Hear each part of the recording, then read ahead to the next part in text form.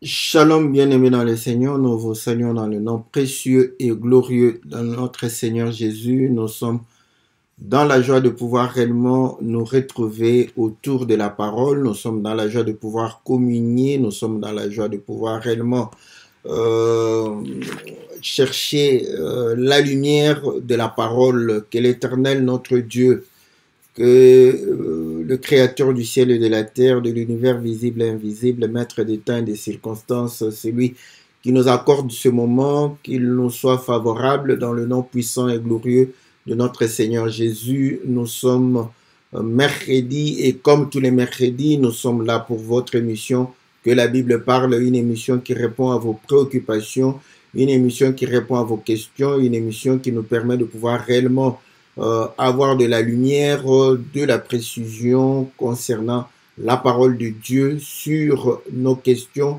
sur nos inquiétudes, que l'Éternel qui nous a accordé ce moment, que l'Éternel qui nous a donné le souffle de vie, qui nous a gardés, qui nous a protégés, que l'Éternel vous soit très très favorable, que l'Éternel vous bénisse, que l'Éternel puisse vous accorder des solutions à vos préoccupations, à vos problèmes, dans le nom puissant et glorieux de notre Seigneur Jésus. Nous sommes reconnaissants par rapport à tous les bien-aimés qui sont fidèles à cette émission, qui soutiennent réellement cette émission à travers leur participation, qui soutiennent cette émission à travers les prières, qui soutiennent l'émission au travers réellement les questions, qui soutiennent nos programmes au travers réellement leurs finances. Que l'Éternel se souvienne de vous, que l'Éternel vous bénisse, que l'Éternel puisse vous accorder au centuple, que l'Éternel puisse vous accorder la guérison, que l'Éternel puisse vous accorder la solution, les secours, que l'Éternel puisse réellement apporter la paix, la joie que le monde ne peut recevoir dans le nom puissant et glorieux de notre Seigneur Jésus. Salutations à notre bien-aimé Farid, nous saluons le bien-aimé Jean Didier, nous saluons la sœur Aurélie, nous saluons la sœur Cathy, la sœur Sylvie, la sœur Bia, nous saluons la sœur Bibiche, nous saluons la sœur Ida, la sœur Florence, la sœur Nyota, nous saluons notre bien-aimé Jean-Marie, Gabin, le bien-aimé Guy, nous saluons le bien-aimé Lébian, nous saluons le bien-aimé Peter, nous saluons le bien-aimé Todd, Ghislain, que le Seigneur vous soit très, très favorable, que Dieu puisse vous accorder toutes les bonnes choses. Nous croyons à la grâce de Dieu, nous croyons à la bonté de Dieu, nous croyons réellement à son assistance. Nous sommes là pour répondre à vos préoccupations. Salutations notre bien-aimé Adèle, que le Seigneur vous soit très très favorable. Nous croyons que Dieu vous a réellement accordé ses faveurs et que vous êtes réellement en bonne santé pour la gloire de notre Dieu. Que Dieu bénisse chacun de nous, que l'Éternel puisse nous assister et nous accorder toute la sagesse et l'entendement qu'il faut afin que nous puissions saisir et comprendre la parole de notre Seigneur Jésus. Voilà, bien-aimés dans les Seigneurs, nous sommes là, moi, votre serviteur, le pasteur Philippe Mukenge, pour votre émission Que la Bible parle, qui passe tous les mercredis à partir de 20 heures. Voilà, nous sommes là, nous sommes à notre poste pour pouvoir vous servir. Nous saluons la sœur Josée qui réellement nous soutient par réellement la participation à l'émission. Que le Seigneur vous soit très très favorable. Voilà, bien-aimés dans le Seigneur, nous allons pouvoir réellement, nous avons intitulé la célébration du mariage parce que la question de notre bien-aimé Ghislain concernait réellement les mariés. Il a posé la question pour savoir, voilà, qu'en est-il des célébrations où on fait un culte en l'honneur des mariés au lieu que ce soit un culte en l'honneur de l'Éternel. Est-ce que tout cela est conforme à la parole de Dieu? Et il pose encore la question de pouvoir savoir si quelqu'un qui va pouvoir être voilà uni voilà à l'église, cependant, il ne s'est pas présenté chez les parents ou bien il ne s'est rien passé au niveau des parents. Est-ce que tout cela est conforme à la parole de Dieu? Donc, c'est pratiquement une question sur le mariage pour savoir, bon, ceux qui se sont mariés avant de pouvoir connaître le Seigneur. Là, il voulait aussi savoir qu'est-ce qu'il en est. Voilà, donc nous allons essayer de répondre à toutes ces questions. J'espère bien que j'ai cerné sa question et que on est là pour pouvoir réellement apporter une lumière par rapport à cela. Mais nous avons intitulé la célébration du mariage. Pourquoi nous avons intitulé la célébration du mariage? Parce que lorsque nous regardons les mariages, vous pouvez commencer à partir de Genèse jusqu'en Apocalypse. Vous allez voir qu'il n'y a pas voilà, un culte dédié au mariage. S'il n'y a pas de culte dédié au mariage, donc le mariage religieux qui découlerait du culte dédié au mariage n'est pas biblique. Voilà pourquoi nous disons que le mariage religieux n'est pas biblique. Donc, ça n'a pas de fondement biblique. Voilà. Mais cependant, vous allez comprendre que célébrer le mariage, ce n'est pas un péché. La célébration du mariage n'est pas un péché. Donc, nous avons intitulé célébration du mariage parce que nous savons que pour célébrer le mariage, il faut que le mariage ait eu lieu. Voilà.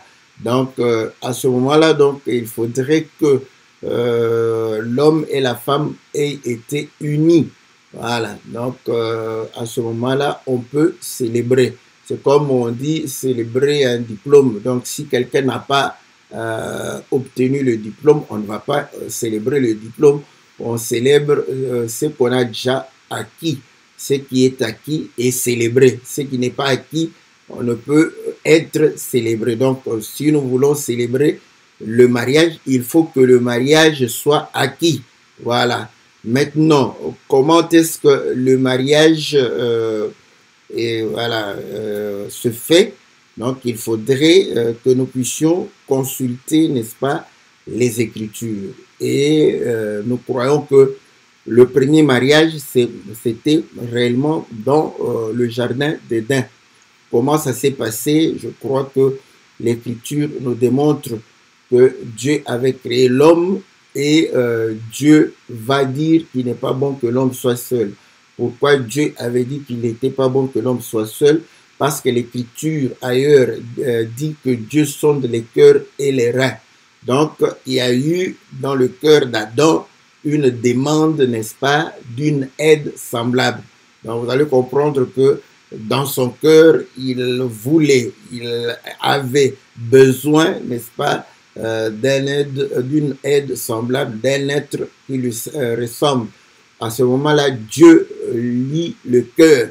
Voilà pourquoi aujourd'hui, n'est-ce pas, nous pouvons aussi voilà, être exaucés par le vœu de cœur que nous exprimons, les désirs qui montent dans notre cœur. La Bible dit que celui qui fait de l'Éternel ses délices, Dieu accomplit ses désirs. Donc vous allez comprendre que l'accomplissement des désirs de l'homme peuvent être exprimés tout comme non exprimés. À ce moment-là, celui qui sait lire le cœur peut facilement comprendre le désir, la demande. Voilà.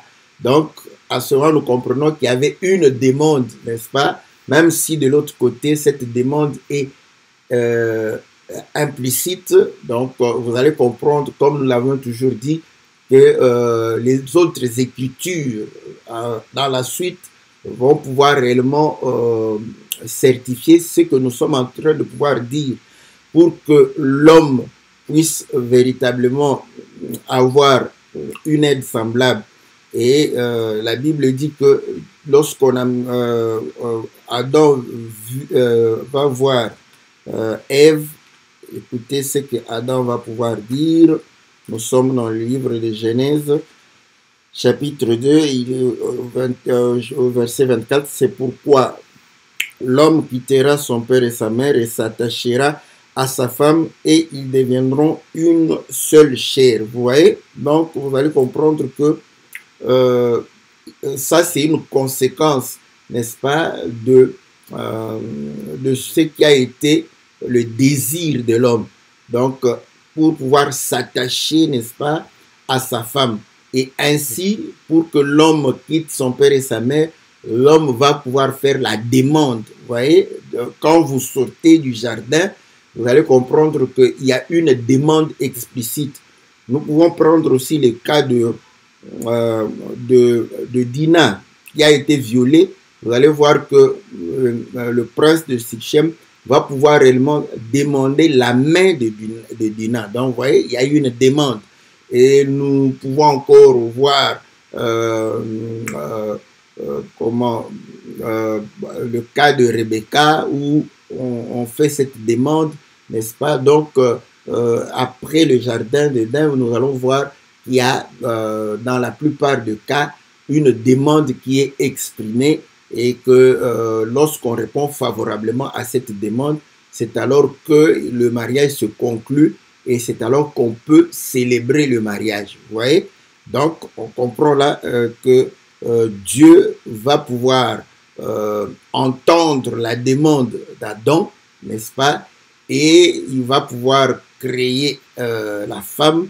Et l'Écriture dit dans Genèse chapitre 1 au verset 22, l'Éternel Dieu forma une femme, non, c'est Genèse 2, verset 22, l'Éternel Dieu forma une femme de la côte qu'il avait prise de l'homme et il l'amena vers l'homme. Vous voyez? Donc, l'Éternel va amener la femme vers l'homme pour lui donner la femme. Donc, le mariage, n'est-ce pas, se contracte lorsque l'homme va demander la main de la femme auprès de ses parents, de son père, et lorsque celui-ci décide de pouvoir lui donner, n'est-ce pas, sa fille, c'est alors que le mariage se conclut. Voilà. Donc, si les parents n'ont pas donné la fille, donc il n'y a pas mariage. Donc, à ce moment-là, il y aura soit, on peut dire même l'enlèvement, n'est-ce pas?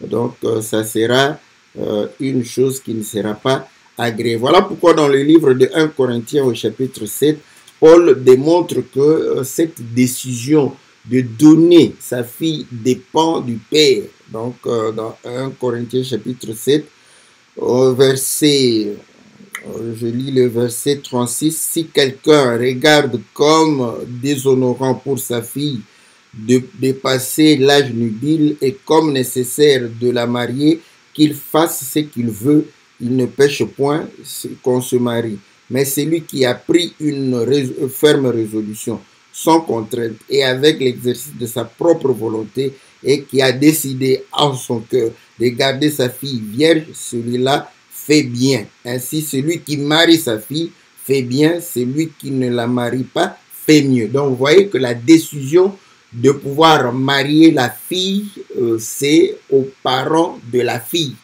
Donc, c'est les parents de la fille qui marient leur fille. Voilà. Maintenant, vous allez comprendre que l'homme fait la demande, n'est-ce pas?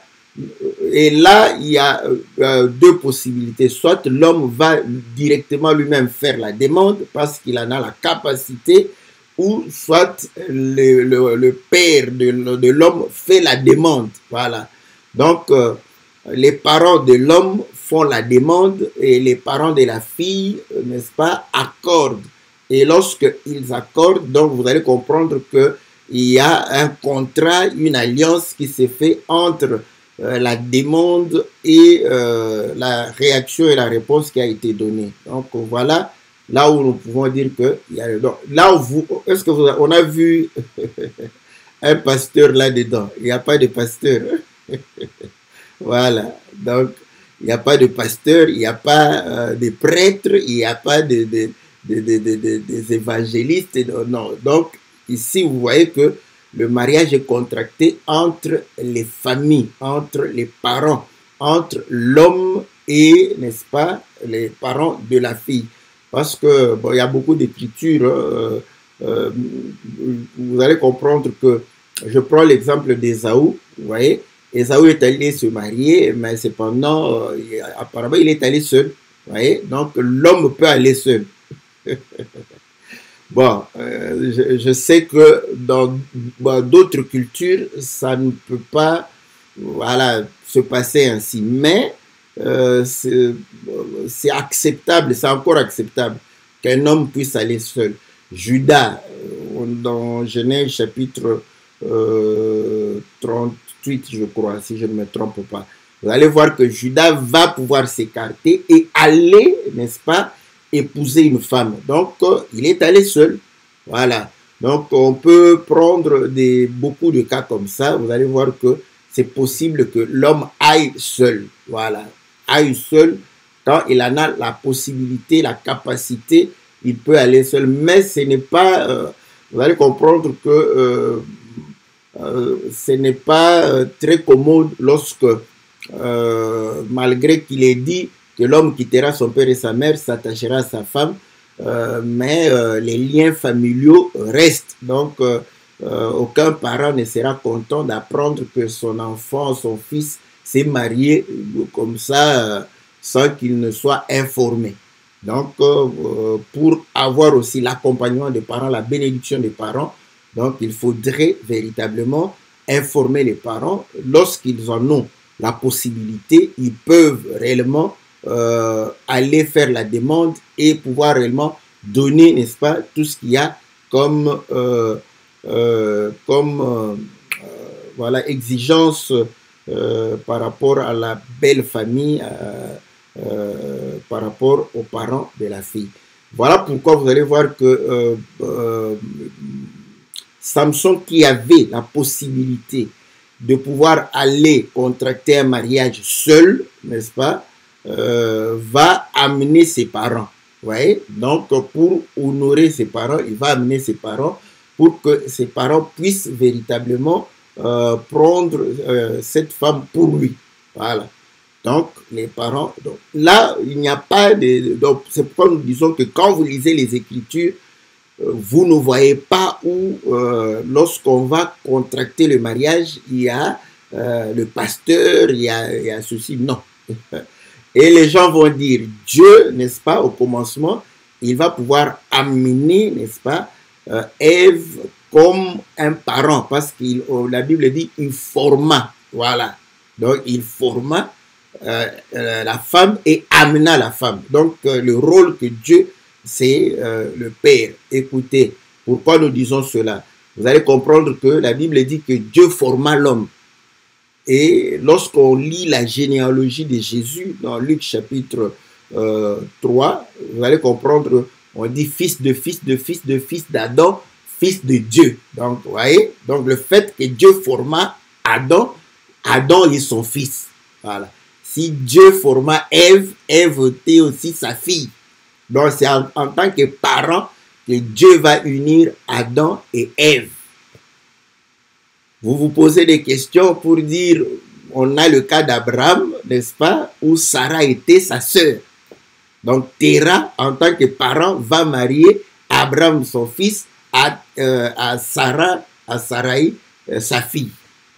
Voilà. Donc, vous comprenez que tout cela était possible. Voilà.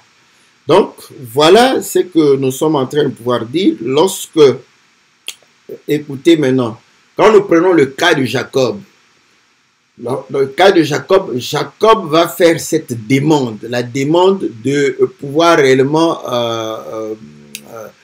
chercher la main de Rachel, vous voyez, mais on ne lui accorde pas directement Rachel, on lui demande de pouvoir travailler. Donc là, nous pouvons dire que lorsque vous faites la demande et que on ne vous accorde pas directement la fille, c'est le temps des fiançailles, parce que si on vous accepte, mais on ne vous donne pas la fille, c'est ça ce que nous disons les fiançailles. Donc les fiançailles, ce n'est pas entre les deux concernés, les deux tourtereaux, non, ce n'est pas entre les deux. C'est lorsque la demande de la main de la fille est présentée devant le père de la fille et que le père de la fille accepte, de la sœur accepte, c'est alors que à ce moment-là, vous pouvez vous déclarer fiancé.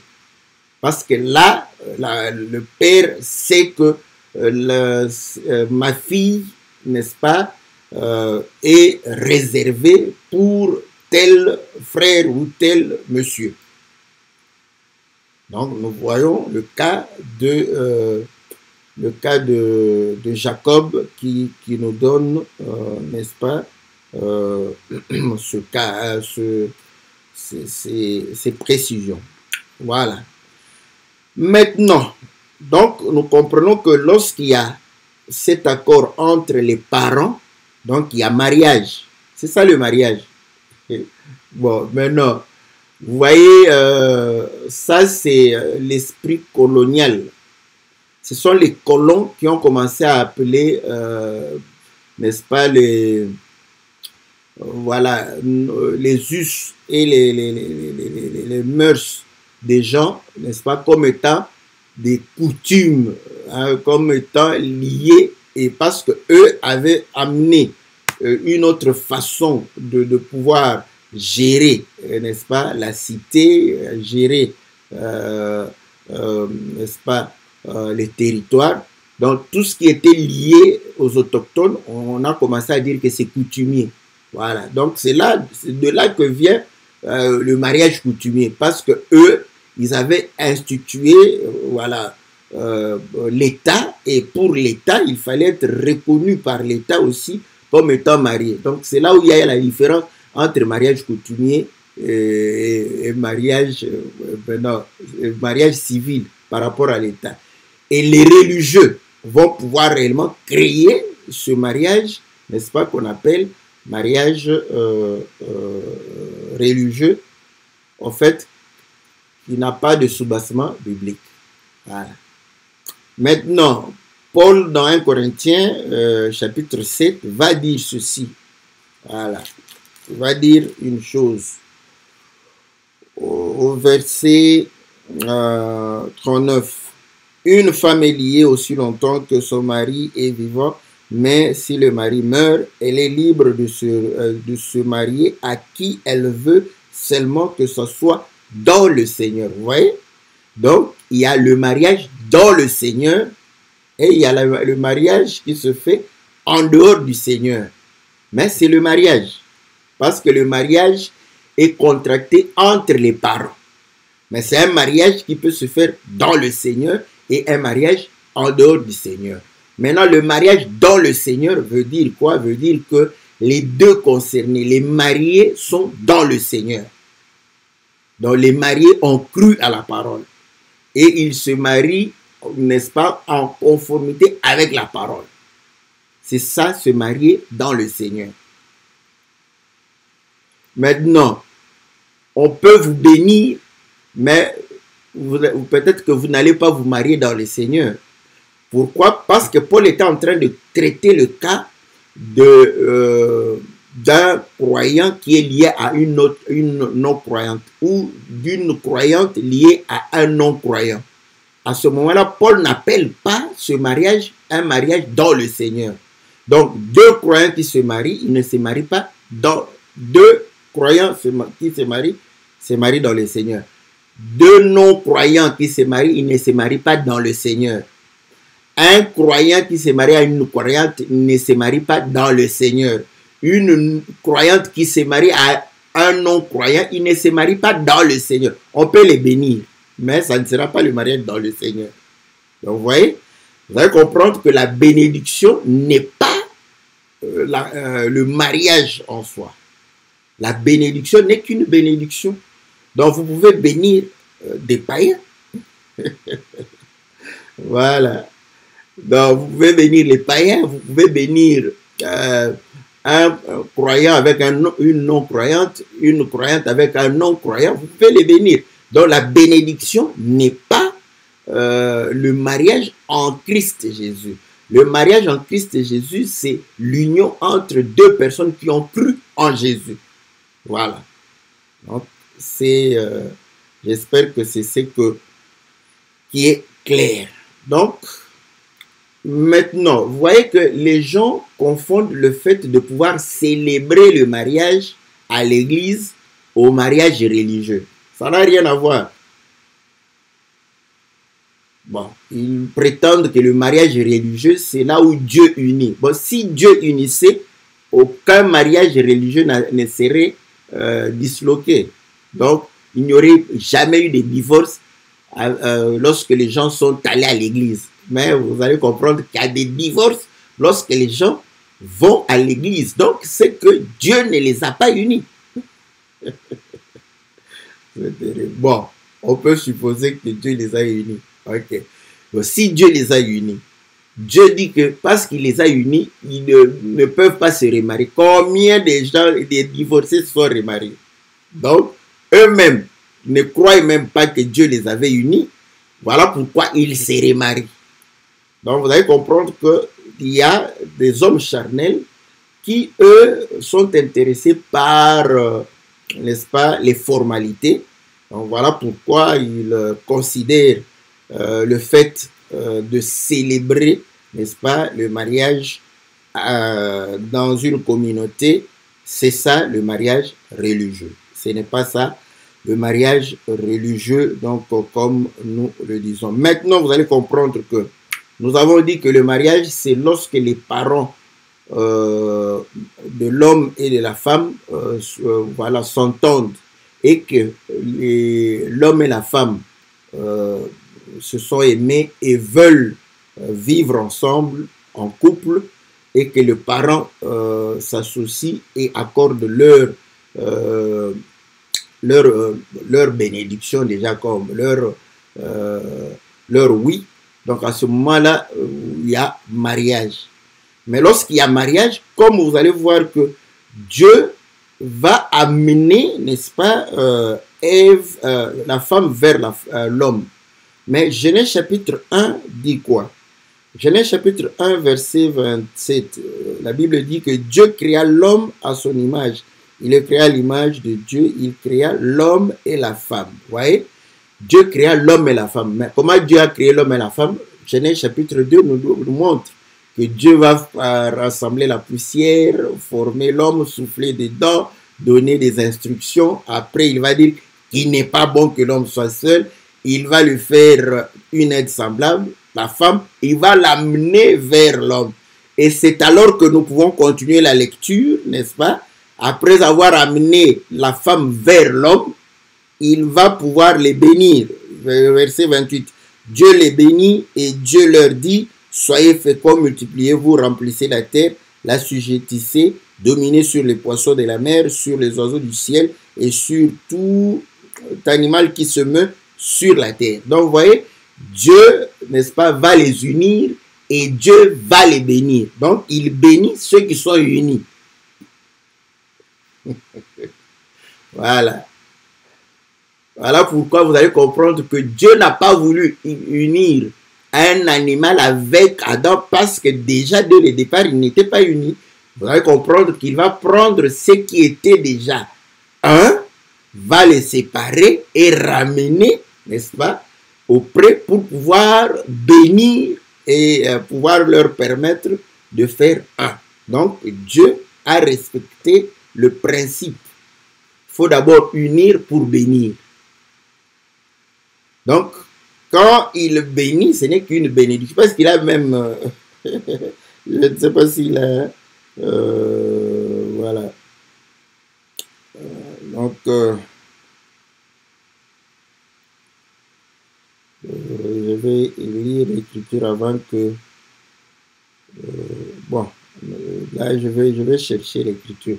Donc, le Seigneur va pouvoir réellement, n'est-ce pas, respecter ce principe. Il faudrait que les gens s'unissent. Comment on s'unit? C'est auprès des parents, de la famille. Lorsqu'on est unis, n'est-ce pas, les parents, n'est-ce pas, peuvent vous bénir. Mais bon, s'ils ne sont pas en Christ Jésus, ils vont vous bénir, n'est-ce pas, à leur manière.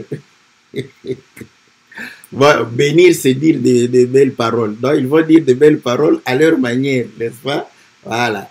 Mais on sait que la bénédiction de Dieu, n'est-ce pas? C'est ce qui est important, n'est-ce pas? Parce que c'est Dieu qui bénit. Donc là, nous comprenons qu'il faudrait que ce soit un homme mandaté. Les parents ont le pouvoir de bénir les enfants. Donc, il faut le savoir. Les parents, Dieu leur a donné ce pouvoir de bénir les enfants.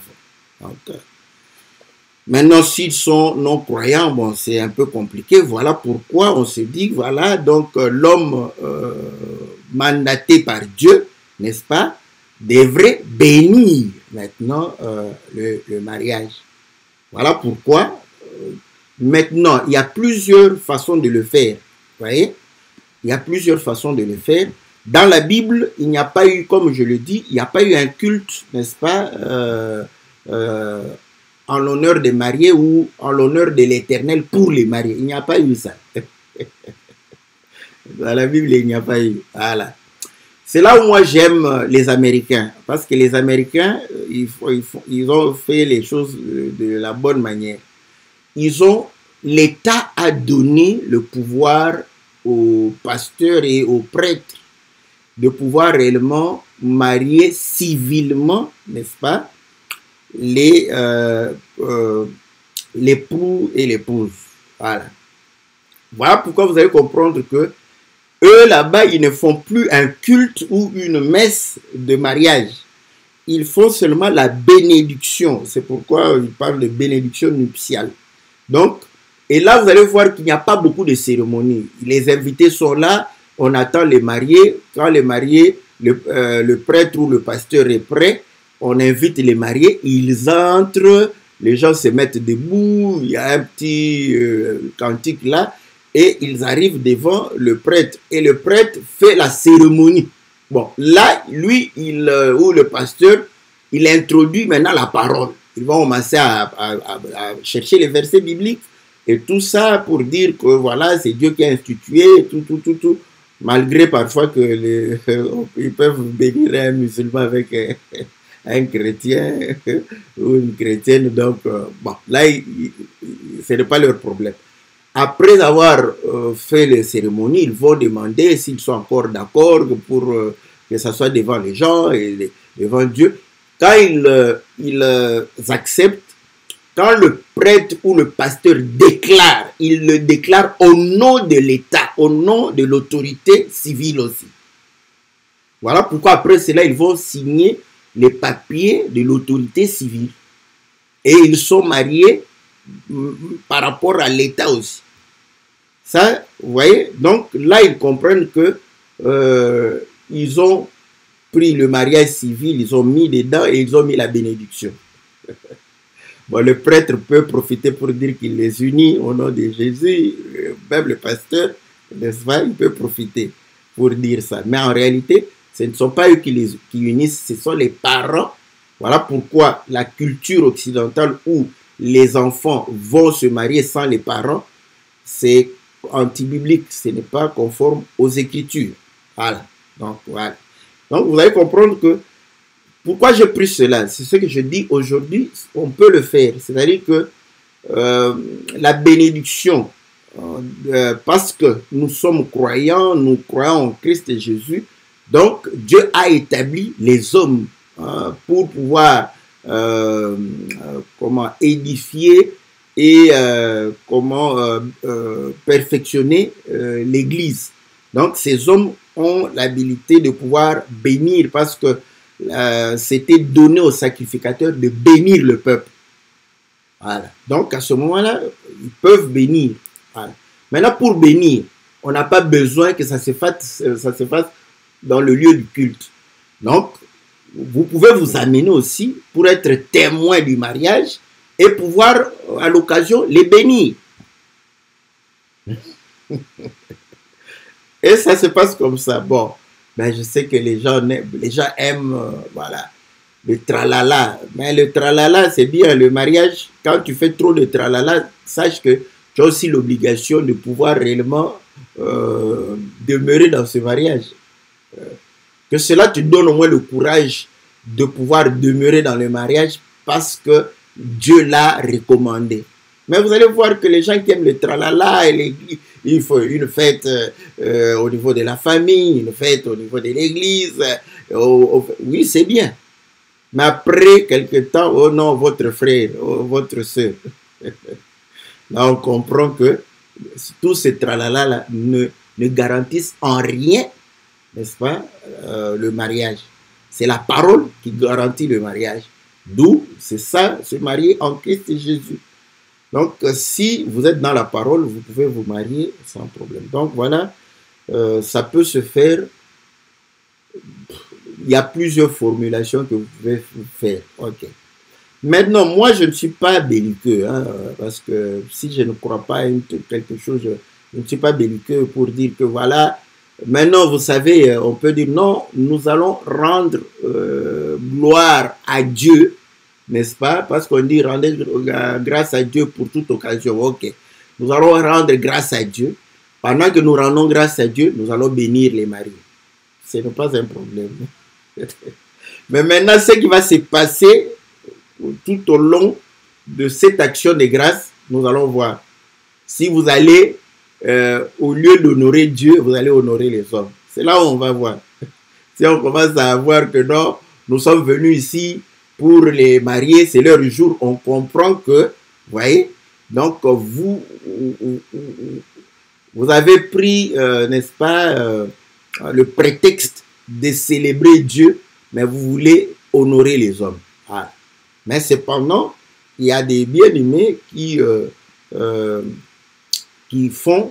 Et là, moi, je ne suis pas tellement favorable. Pourquoi? Parce que, comme vous le savez, le jour où les gens se marient, ou le jour où ils veulent célébrer, parce que nous avons la célébration, c'est la fête. Donc, il y a cette... voilà, la fête, c'est la réjouissance. OK? Maintenant, il y en a qui font un culte où ils annulent réellement la réjouissance des mariés et de la famille, des deux familles. Donc, ça devient terne, vous voyez? Pourquoi? Parce qu'on ne veut pas honorer l'homme à la place de Dieu. On vient, on fait un culte comme si on faisait un culte normal. Et voilà, après, on appelle les mariés, on les bénit, tout ça. Bon, ça, ce n'est qu'une bénédiction. Donc, ce mois, ce n'est plus une célébration. Voilà. Donc, bon, peut-être qu'ils vont se consoler dans la soirée pour aller célébrer. OK. Donc, vous voyez, à ce moment, moi, je ne suis pas... Moi, je préconiserais que, voilà, parce que c'est une fête. On ne doit pas, à un certain moment, voilà... rendre cette réjouissance terne, parce qu'on veut élever Dieu. Moi, je conseille que voilà, on passe, soit on va au lieu de réjouissance, et là, on bénit les mariés, et on laisse les gens se réjouir. C'est plus facile, on fait comme les Américains le font, vous bénissez, juste une petite parole d'exhortation pour exhorter et les invités et les mariés. Vous les bénissez, et puis, parce que les mariés, s'ils se marient en Christ, c'est qu'ils ont, voilà, des enseignements. Ce n'est pas le jour où vous allez faire la célébration qu'ils auront l'enseignement. Voilà pourquoi les gens, le jour de la célébration, ils viennent faire des longs sermons, oui, quoi, pour rien. Ouais, vous agacez les gens, parce que ces gens, avant de se marier, si c'est en Christ et Jésus, ils ont l'enseignement. Ils ont l'enseignement sur le mariage. Pourquoi vous allez, le jour de leur célébration, prendre du temps pour pouvoir... voilà. Donc, si vous voulez faire de l'évangélisation, alors, il faut garder un peu cet aspect festif, n'est-ce pas, de l'événement. Donc, voilà pourquoi moi, je préconise vraiment que, vous voyez, dans la salle où il y aura la réjouissance, les mariés entrent. Voilà, on donne la parole pour pouvoir accueillir tout le monde, et le pasteur ou celui qui va bénir, il dit pourquoi on est là. Après, on appelle les mariés, parce qu'ils sont déjà mariés, on les bénit. Voilà. Donc, vous voyez, on les bénit. Après, voilà, c'est la célébration, les gens fêtent, les gens chantent, ils mangent, ils boivent. C'est plus facile comme ça, voilà. Là, Pourquoi? Parce que, vous savez, quand nous prions, nous avons tendance parfois, les mollahs, comme je dis, les mollahs de l'évangile, ils croient qu'en Christ, on ne peut pas se réjouir. En Christ et Jésus, on se réjouit. Et le mariage, c'est un motif de réjouissance. Donc, il faut trouver, n'est-ce pas, des moyens pour réellement que les gens puissent se réjouir. Voilà. Donc, voilà ce que moi, je suis en train de pouvoir préconiser. Voilà. Donc, vous allez comprendre que nous avons le cas dans Genèse 29. Lorsque le temps a été accompli, Jacob va demander sa femme. Et là-bas, on va réunir les gens, il y aura festin. Vous voyez? Donc, la fête, parce que c'est le mariage. Il y a eu fête. Et à cette occasion, on lui a donné la femme. Bon, là, ce n'est pas écrit, hein, mais je vais vous dire qu'on ne pouvait pas lui donner la femme sans les bénir. Parce que nous avons vu Dieu bénir, n'est-ce pas? Avant de laisser Adam et Ève vivre ensemble. Donc, à ce moment-là, vous allez comprendre comment nous trouvons cette écriture. Nous allons dans Genèse 24. Vous allez voir que lorsque le serviteur d'Abraham va aller demander la main de Rebecca, on va lui dire, ok, on va demander la fille. La fille, on lui dira que non, je suis d'accord, je veux partir avec l'homme. Avant qu'il ne laisse, bon, ça c'est bien, parce que quand vous lisez au verset 59, on dit qu'ils laissèrent aller Rebecca avec le serviteur. Au verset 60, ils vont dire que ils vont la bénir avant la bénir pour dire que qu'elle soit des myriades, ceci. Vous comprenez? L'écriture de laisser vient avant, mais dans les faits, ils ont béni avant de la laisser partir, n'est-ce pas? Donc, avant de la laisser partir. Donc, vous allez comprendre que ceci, n'est-ce pas?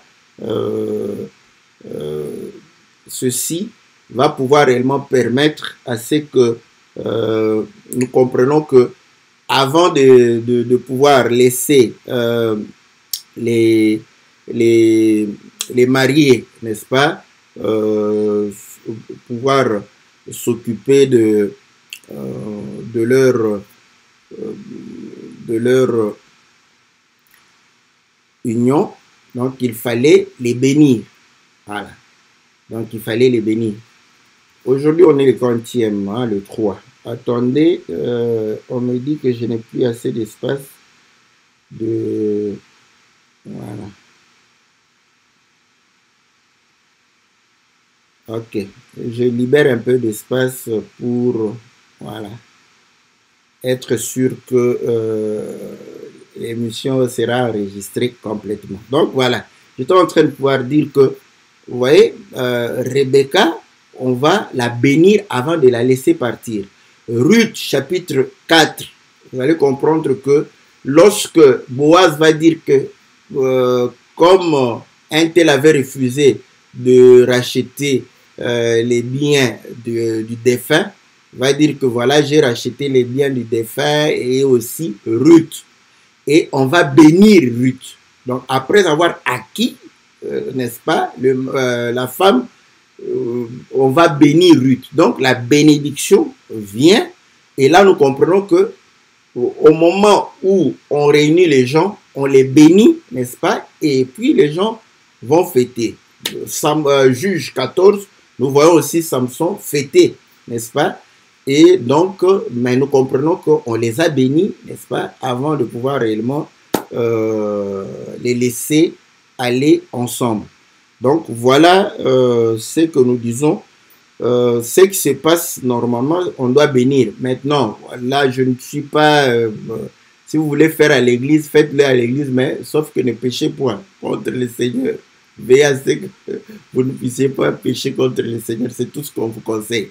Voilà, si vous trouvez une formule où vous allez bénir, vous réjouir sans pour autant, n'est-ce pas, déshonorer le Seigneur, voilà, c'est bien fait. Voilà. Maintenant, le bien-aimé posait la question, bon, maintenant, vous voyez, quand on n'a pas la connaissance, voilà pourquoi nous disons, les gens qui honorent les hommes au lieu d'honorer Dieu. Et le bien-aimé a dit, bon, ceux qui se sont mariés dans ces conditions, bon, c'était, Dieu a voulu, le temps d'ignorance, ils en ont profité, donc c'est pas grave. On ne va pas revenir, on ne revient pas en arrière. Donc, voilà, c'est fait. Maintenant, il pose encore la question de savoir que si quelqu'un n'est pas marié coutumièrement, donc si, c'est qu'il n'est pas marié, donc, mais on les a bénis.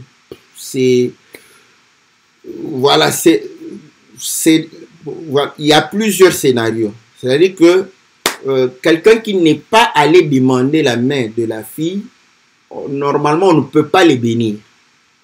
Maintenant, ici, ce que je suis en train de dire, parce que moi, je ne mets pas les sentiments. Je sais que quand je parle comme ça, certains vont dire, non, mais ça, c'est de la légèreté. Ce n'est pas de la légèreté. J'ai des appuis bibliques. Vous allez comprendre que, parce que le mariage, c'est un contrat, vous voyez, si vous allez et demander la main de la fille, ok, c'est aux parents de la fille qui va pouvoir réellement, voilà, te donner les conditions. Hein? Il va te donner les conditions. Il peut exiger, n'est-ce pas? Il peut exiger, voilà, de l'argent, de biens, tout ça, comme en Afrique. Vous devez donner parce qu'il a exigé. Pour qu'il a dit son oui est conditionné. Voilà. Donc, il faudrait respecter cela. Maintenant, vous allez comprendre que quand on est en Europe ici, vous voyez, donc vous allez vous demander et on vous dit oui. C'est tout. Vous n'avez rien à donner. Oh, les Africains vont pouvoir m'attaquer ici. Les Africains vont dire, oh mais non, pasteur, il faut donner. Il y a la Bible, donne la Bible, faites ceci, la Bible. C'est toujours comme ça. C'est ce qu'il dit. Or, vous voyez, Jacob travaillait. Vous voyez? Jacob travaillait et Jacob devrait être payé. Vous voyez? Donc, à ce moment-là, Jacob prend la femme comme, n'est-ce pas, un salaire. Donc, c'est lui qui est payé. Est-ce qu'on se comprend? Mais par contre, la dot, c'est toi qui payes. Mais là-bas, la femme est comme salaire. C'est-à-dire que Jacob a travaillé. Bon, si Jacob n'avait pas demandé la femme, il allait travailler, on allait le payer. On allait le payer. Vous voyez? Mais cependant, on lui dit, au lieu de te payer comme ça, tu prends la femme. Donc, à ce moment, vous voyez, parce que nous condamnons les Blancs, hein, nous condamnons, non, ça ne peut pas se faire. Mais dis-moi dans ce cas-là, qu'est-ce que Jacob a payé? Parce que Jacob a fait un travail. La Bible dit que tout travail mérite un salaire. Donc, c'est là-bas lui devait. Au lieu que là-bas lui donne, voilà, il va prendre, n'est-ce pas, la femme. Vous voyez, à ce moment-là, vous allez comprendre que on peut voir cet aspect-là de choses où, voilà, on ne donne pas l'argent. Il y a Saoul aussi. Saoul va dire à David que, d'ailleurs, lui en termes, il dit que je ne te demande pas la dot. Voilà, pour les Africains. Maintenant, Semeur dit que je ne te demande pas la dot d'argent. Ah, parce que vous allez comprendre que par rapport à la parole de Dieu, la dot ne peut pas seulement être limitée par rapport à l'argent. Voilà. Donc, il dit, je ne te demande pas la dot d'argent, mais je te demande 100 prépuces des Philistins. Ça, c'est français pour Semeur. Pour faire comprendre. Mais lui, ce gars avait dit, je ne te demande pas de dot. Voilà. On peut se dire, pas de dot. Mais va seulement, amène-moi 100 prépuces des Philistins. Il les a amenés, il a amené 200 même. Il a pris sa femme. Donc, vous allez comprendre que c'est conditionné. Maintenant, si le parent dit que non, en tout cas, je te donne ma fille, mais prends soin d'elle. Prends soin d'elle. Je ne veux pas qu'elle soit malheureuse, tout ça. C'est une condition. Ben, que les gens parfois ne respectent pas après. Tu prends la fille, mais tu dois prendre soin d'elle. Ne la rends pas malheureuse. Occupe-toi d'elle, qu'elle puisse s'épanouir, tout ça. C'est une condition. On t'a donné une condition. Tu n'as pas pris gratuitement. Tu as le devoir. Et vous allez comprendre que la dot avec l'argent, ce sont les Blancs qui ont amené. Chez nous, en Afrique, n'est-ce pas, les gens ne donnaient pas l'argent avant que le colon ne vienne. Il faut aussi suivre l'histoire. Ils ne donnaient pas l'argent. Et d'ailleurs, dans notre village, parfois on prenait, n'est-ce pas, la corde qui a servi à attacher une chèvre. On donne comme dot. Et on te donne la fille. Ouais. Donc, bon, comme les gens veulent toujours, bon, si quelqu'un te veut, non, je dois racheter, tout ça, ouais, c'est bien, tu peux donner l'argent, il n'y a pas de souci. Mais l'essentiel, c'est que ne rends pas cette femme malheureuse, et puis, n'est-ce pas, que tu puisses prendre soin d'elle et qu'elle soit épanouie. Tu peux donner beaucoup d'argent et puis tu ne sais pas prendre soin d'elle. Ouais. Donc, le but de la dot, c'était aussi de pouvoir savoir si on était capable de prendre soin d'eux. C'était ça, chez les humains. Voilà.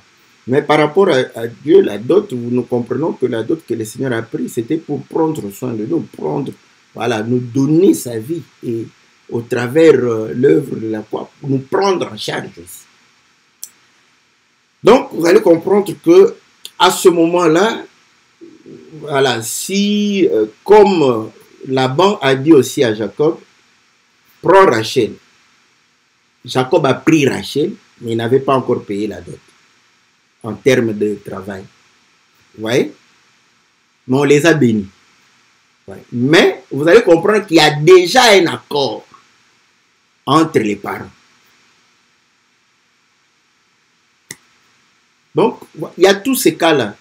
Voilà. Donc, si un parent te dit, par exemple, oh non, prends d'abord ma fille, je vais voir comment tu vis avec elle, tout ça, je te donne ma fille, et après, tu viens me donner la dot. Si tu le fais, tu n'as pas péché. Les gens, les intégristes vont voir, mais non, tout ça. Voilà pourquoi vous allez comprendre que maintenant, quand les Européens vont croire, ils vont se marier entre eux, n'est-ce pas? Ils vont rien donner. Donc, c'est l'accord entre les parents et surtout. Vous allez dire quoi? Ce n'est pas un mariage. C'est un mariage. Voilà. Donc, ne faisons pas de notre culture la parole de Dieu. Je ne dis pas aussi que la culture des Blancs, c'est la parole de Dieu. Ce n'est pas la parole. La parole de Dieu a fixé tout. Sur base de la parole que je suis en train de pouvoir dire ces choses. Voilà. Donc, à ce moment, vous allez comprendre que déjà, le sacrifice, voilà pourquoi la Bible dit que Marie aimait vos femmes comme Christ a aimé son Église jusqu'à se sacrifier. Vous voyez, l'amour est un sacrifice. C'est ça aussi la dot que nous payons. Donc la dot, dans mon village, on dit que la dot ne se termine pas. Ils ont vraiment raison. Parce que ouais, c'est chaque jour que tu payeras pour ta femme. Tu dois te sacrifier pour elle. Si tu ne comprends pas ça, tu ne sauras pas te sacrifier pour ta femme. Donc voilà, n'est-ce pas, c'est que nous disons. Donc voilà, vous demandez la main de la fille, si on vous l'accorde, avec condition ou sans condition, cela dépend, n'est-ce pas, de la grâce que tu trouveras devant Dieu. Et à ce moment-là, quand vous avez l'accord, on vous donne la fille, donc voilà, les ministres vous bénissent et vous pouvez vous réjouir avec les frères, n'est-ce pas, ou vous réjouir aussi avec la famille, avec les amis. Ça, ce sont les réjouissances. Donc, voilà comment on fait. Donc, maintenant, vous allez comprendre que tant qu'il n'y a pas l'accord des parents de la fille, donc il n'y a rien qui ne doit se faire. Si ça se fait, c'est du banditisme spirituel.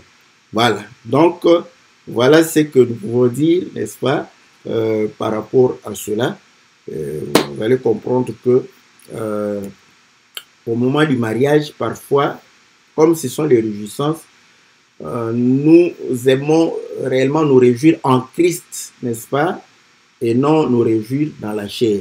Donc voilà tout ce qu'on peut conseiller les jeunes mariés, les mariés. Donc Voilà, ceux qui n'avaient pas l'enseignement et qui se sont mariés. Donc, voilà. Maintenant, est-ce que Dieu considère, écoutez, parce que Dieu a donné le pouvoir aux parents, Dieu considère ce mariage de facto. Vous voyez? Voilà pourquoi quand les gens se sont mariés étant des païens, quand ils se convertissent au Seigneur, ils ne vont pas se remarier en Christ Jésus. Ils continuent leur mariage, donc le contrat. Donc Dieu accepte de facto ce lien-là. Mais c'est un lien, n'est-ce pas, traité entre les hommes. Et que Dieu, n'est-ce pas, voilà, ne va pas à l'encontre de cela. Voilà pourquoi, si l'un d'eux se convertit, l'autre ne se convertit pas, la parole dit de celui qui s'est converti de ne pas casser. Vous voyez? Parce que Dieu, lorsqu'il fait alliance, il ne vient pas rompre l'alliance. Voilà. Nous aussi, nous ne pouvons pas rompre l'alliance. Maintenant, si celui qui ne s'est pas converti veut s'en aller, à ce moment-là, il te libère. Vous voyez?